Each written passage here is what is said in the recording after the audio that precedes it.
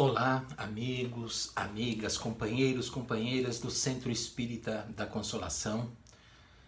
Quero inicialmente desejar um feliz 2021 para todos nós e que possamos nos encontrar todas as vezes que fazemos essas preleções e, quem sabe, presencialmente, quando tudo estiver mais normalizado e voltarmos às nossas atividades.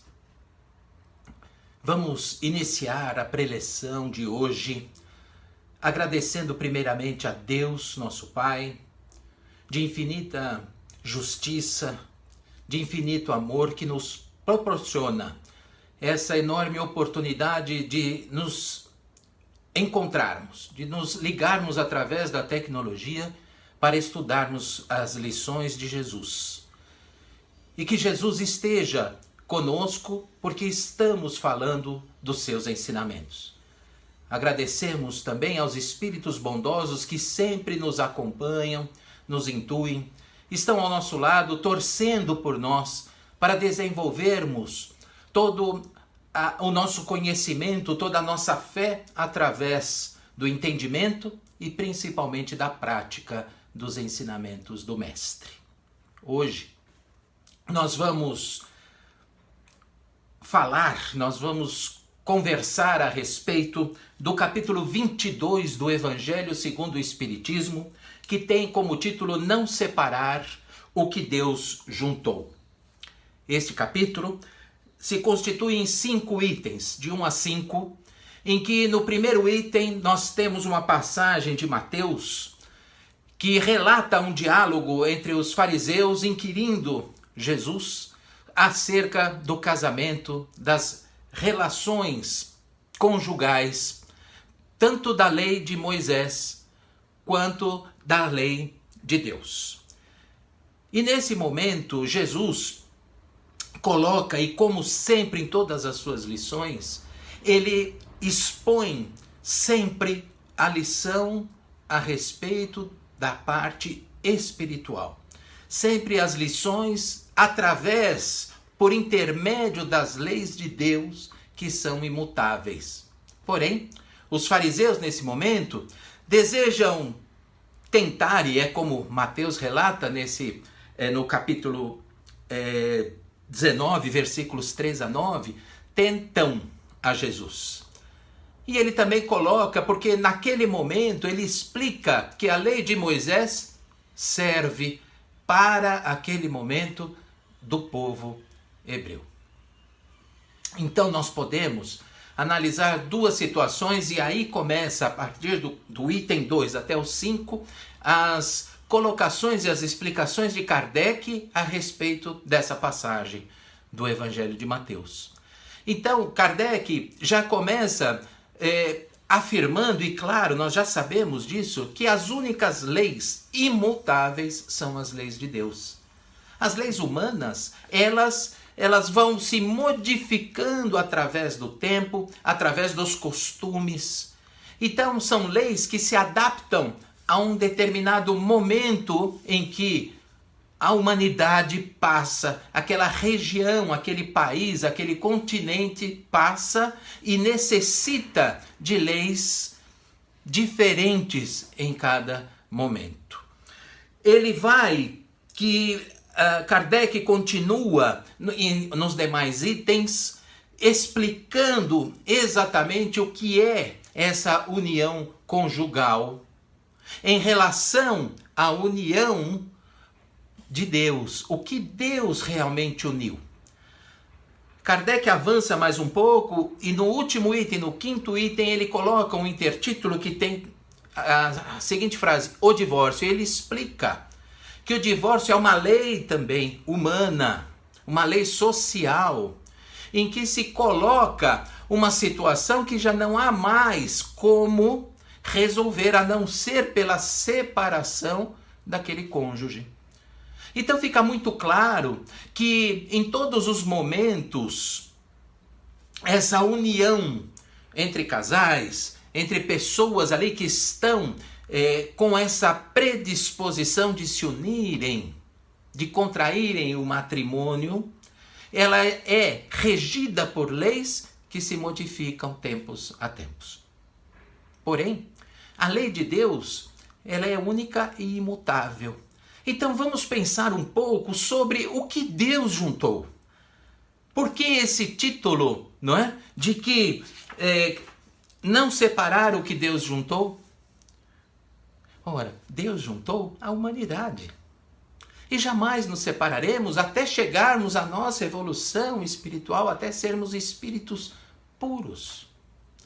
Então essa união em que Deus fez de todos nós, que através de várias e várias reencarnações, vamos observando e tendo oportunidades de experienciações da nossa sexualidade, de toda a nossa vida, os laços de família que em determinados momentos precisam ser remanejados nas diversas reencarnações para que possamos refazer talvez aquela atitude ou aquela determinação que optamos por algo não muito agradável para nós mesmos. Então, em todas essas situações, nós podemos tirar o grande ensinamento que está nesse capítulo. Um capítulo curto, um capítulo que merece uma leitura mais aprofundada por todos nós, para entendermos profundamente o que Jesus nos traz de lição e o que Kardec expõe dentro da doutrina espírita, que é: Deus nos juntou. Juntou a humanidade. E isso jamais será separado. Precisamos dessa evolução. Precisamos desse envolvimento. Porque Jesus, quando nos ensina a orar, ele inicia-se com Pai Nosso. E Pai Nosso, Pai de todos. Um Pai de todos nós que somos irmanados pelo amor sublime. Ainda estamos aprendendo o que é esse amor. E esse capítulo também nos traz esta comparação, este comparativo entre as leis humanas que se modificam e há necessidade dessa modificação, e a lei de Deus, que é imutável em todos os tempos e em todos os lugares. Então ficamos dessa forma com um pequeno entendimento, mas com a nossa obrigação, digamos assim, da leitura desse capítulo para entendermos um pouco mais e refletirmos um pouco mais do que estamos aonde estamos nessa trajetória da nossa evolução.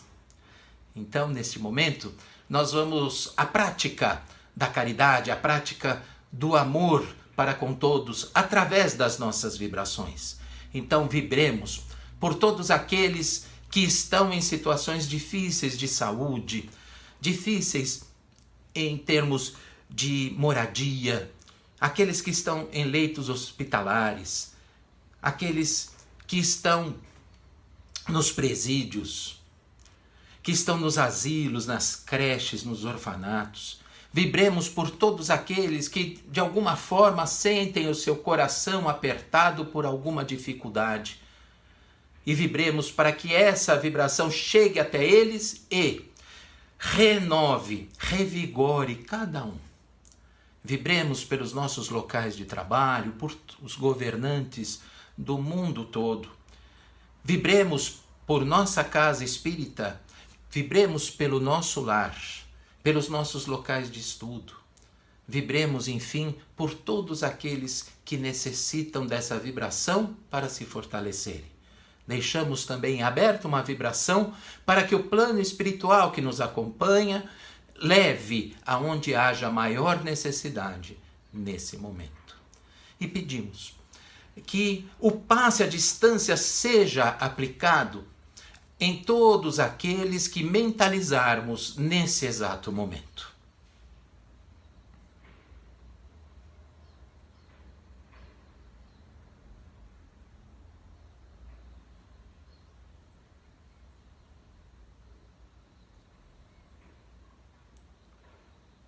Agradecemos, mas também sabemos das nossas dificuldades, da nossa pequenez e necessitamos também desse passe que nos fortaleça. Então vamos ficar receptivos a esse passe, elevando o nosso pensamento a Deus, mentalizando a figura de Jesus, nosso amigo incondicional de todos os momentos, para receber o passe que o plano espiritual aplicará individualmente em cada um de nós nesse exato momento.